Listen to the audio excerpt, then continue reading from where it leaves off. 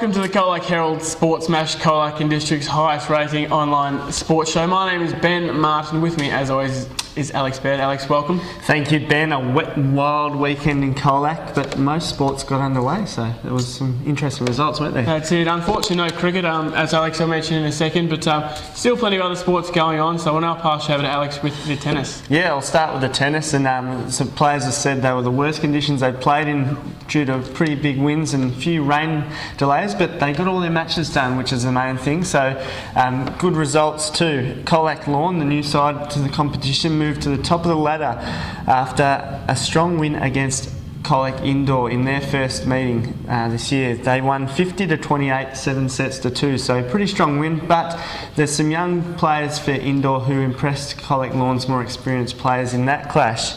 In other games, Kawarren continued its good start to the season with a convincing win against Warncourt. They won 6 sets to 3, 47 games to 27, and in the final tennis match for the weekend, the A-grade competition, Forest got its season back on track with a 48-34, 6 sets to 3 win against BAC. So the reigning premiers notched up their second win of the season, and that wraps up round 3 of tennis, Ben. Thanks, I think. Thanks, Alex. We'll get straight into the basketball now. No rain-affected conditions there, obviously indoors. Country Basketball League, where Colac has defeated Timboon in their first season in the CBL. They won 95-60, with Liam McInerney's top scoring with 24 points for the Cookers, while Steve Packer had 22 and Louis Varley had 15. Timboon's Jared Routine led all scorers with 31 in this match, in Colac's third win of the season.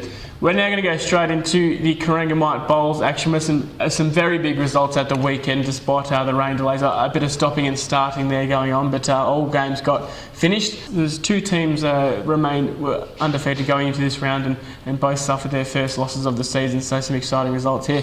Ladder leader Simpson suffered its first loss of the season to Winchelsea, which is starting to hit its straps now. The team shared the 2 rinks with Winchelsea, winning the match 102-89, with Stuart Williams and Peter Ingles their winning skippers for Winch. In other matches, Camperdown handed last season's minor premier Apollo Bay its first loss of the season. They shared 2 rinks all, 109-97. Cobden strung back-to-back wins for the first time in more than 2 seasons with a win against Camperdown Golf. They also shared 2 rinks with Cobden winning this one 97-86.